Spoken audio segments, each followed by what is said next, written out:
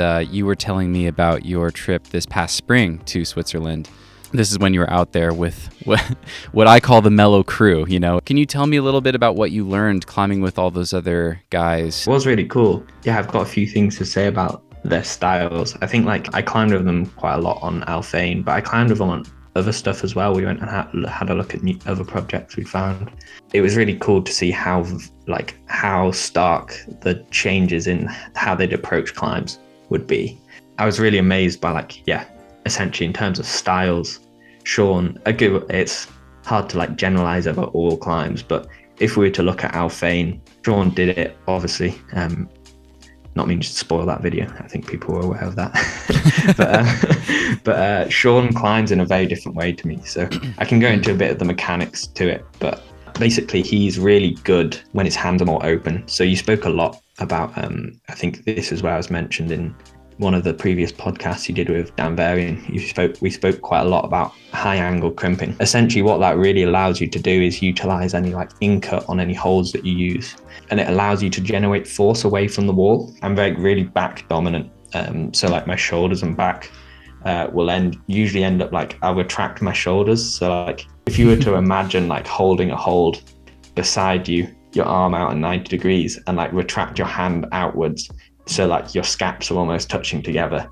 That movement uses a lot of your back and your rear delt. And so I use those mostly. And that allows me to basically generate force away from the wall, bring my chest or center of mass quite close to the wall. I do the same with my legs, actually. Almost you imagine you're digging away at the wall with your foot.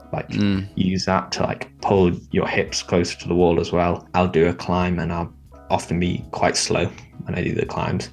So that's basically I feel the mechanics of really epitomizes what I'm good at, essentially. On Alphane, I'm trying it differently to how Sean climbed it. And Sean is very different. He actually struggles a lot more in that high angle crimping finger position. But I wonder if it's partly genetic as well, because Brooke's really good at it. Is amazing in a drag. They're incredible. Robin's actually really good in a drag as well. So maybe not genetic, but maybe physiology wise. And obviously you can't really generate any force away from the holds using in that position, just because if you think about dragging a hold and pulling outwards, you literally just pull your fingers off the wall. Drags are really good because you're reliant on friction. He uses his chest a lot and he seems to be a lot more front body dominated. So if you look at the way he climbs that, it's quite open on most of the holds.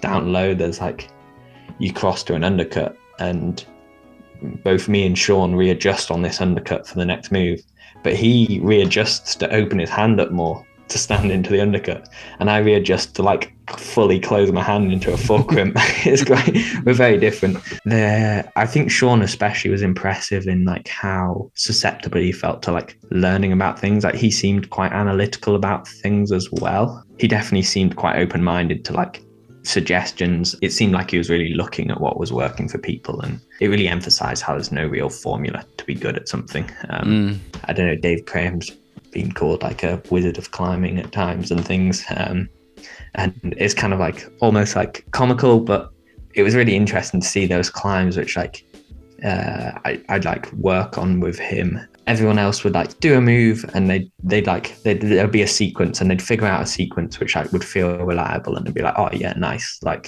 that's figured out. We've done that for all the sections, we'll go from the start. There was actually a climb in that film Nightclub, which I think in the film Sean and Daniel do in the Alphane film, and there was a V14. Yeah, that's the one. And the last move of the hard climbing, generally most people were doing it a pretty similar way. You get a front free crimp, bringing up a vague toe hook to stab into a slot. People kind of didn't question it that much. It was quite obvious how to do the move. But anyway, Dave spent hours just figuring out this other way of dropping down, adding a bunch more moves. A better example actually was that Fuck the System boulder in Fionnay, which Sean did as well, the first ascent of, and he did it a really physical, very powerful, and I tried climbing there with just Dave much later on. He again was just spending sessions and sessions just really understanding every different possibility And he ended up doing that boulder like a completely different way to Sean. He's like so perseverant on understanding the climb. And there's a lot to learn from that. And then like that is so radically different to like Daniel, who is flipping ridiculously strong. And I mean, the theme between all of them, they were like, I was really impressed with how perseverant they were. It's something I've never really dipped into, like that proper like projecting mindset. But like no 9A has been repeated yet. And I think it's like probably a bit of a testament to like the specialist nature of these climbers. Like it's so rare to find something that fits so perfectly into someone's style. But the reason is when they do and spend a lot of time doing it, it's probably really hard. And I mean, like, I think Alphane's an exception to that. Yeah. I know, certainly, I'm sure we'll talk about it at some point. I went to try Burden of Dreams, and that felt like the formula that I usually use to tackle hard climbing, or the way I usually climb, was not very helpful on that. So it was kind of almost back to the drawing board.